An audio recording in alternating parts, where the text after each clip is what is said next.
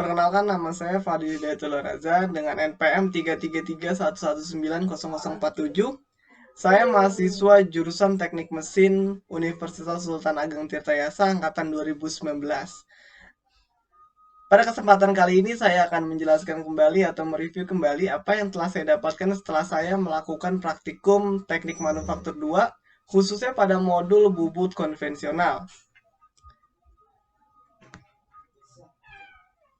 Yang pertama itu, apa itu mesin bubut? Nah, mesin bubut ini adalah suatu mesin perkakas yang digunakan untuk memotong benda yang diputar. Bubut sendiri merupakan suatu proses pemakanan benda kerja yang sayatannya dilakukan dengan cara memutar benda kerja, kemudian digunakan pada pahat yang digerakkan secara translasi sejajar dengan sumbu putar dari benda kerja.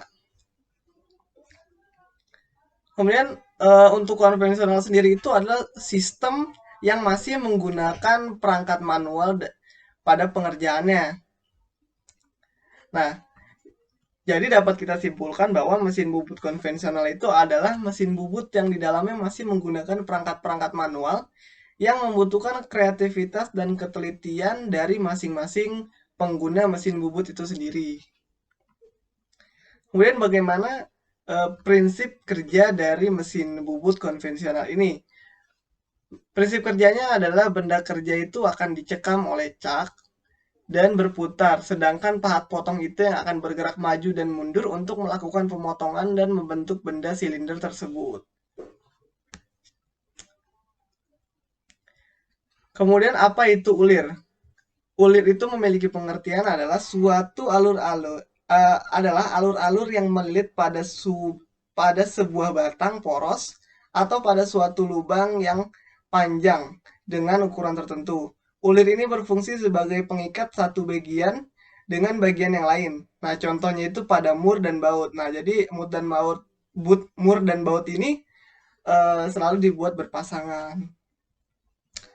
Kemudian apa itu kartel? Nah, kartel ini biasa disebut sebagai knurling ya, atau bahasa Inggrisnya itu knurling.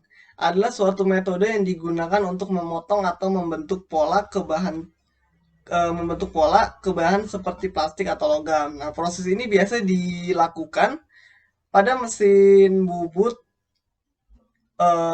bisa konvensional atau yang CNC gitu. Meskipun dalam beberapa kasus dapat dilakukan menggunakan alat tangan knurling gitu. Nah, sebuah benda kerja yang sudah dikartel atau dikenurling akan memiliki pola seperti berlian, kemudian silang menyilang, atau pola garis lurus yang diberikan di dalamnya, yang akan menambahkan fungsionalitas dan estetika. Kemudian ada apa aja proses permesinan yang dapat kita lakukan pada mesin bubut konvensional ini? Nah, pada mesin bubut konvensional ini kita dapat melakukan 10 macam pembubutan. Yang pertama itu adalah pembubutan muka atau rata atau facing, pembubutan tirus, pembubutan kontur, pembubutan bertingkat, pembubutan chamfer, pembubutan alur, pembubutan ulir, pembubutan lubang awal, dan yang terakhir adalah pembubutan kartel atau knurling. Kemudian persamaan apa aja yang digunakan pada modul bubut konvensional ini?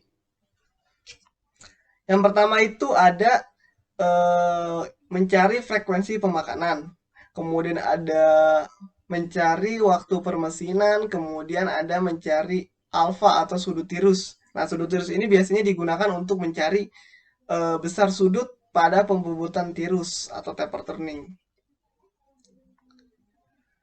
Kemudian bagaimana proses pembubutan benda kerja yang terdapat pada formwork instruction modul bubut konvensional ini?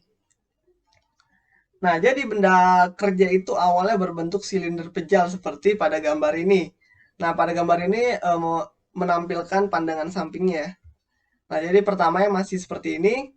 Kemudian kita melakukan pembubutan rata atau pembubutan muka atau pembubutan facing ya. Nah, maka hasil tahapan yang pertama seperti ini. Tahapan penyayatan yang pertama seperti ini. Kemudian tahapan penyayatan yang kedua kita melakukan pembubutan alur. Nah, makanya mendapatkan hasil seperti ini. Setelah mendapatkan pembubutan alur pada tahap yang kedua, kita melakukan pembubutan alur pada tahap ketiga, maka hasilnya seperti ini. Setelah udah melakukan pembubutan alur pada tahap ketiga, setelah itu kita dapat melakukan eh, pembubutan knurling atau kartel.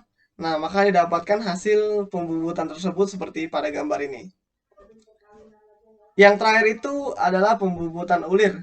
Nah, pembubutan ulir ini dapat menghasilkan benda kerja seperti ini. Ya, jadi itu saja yang dapat saya sampaikan pada video kali ini. Kurang lebihnya mohon maaf. Wabillahi taufiq wal hidayah. Wassalamualaikum warahmatullahi wabarakatuh.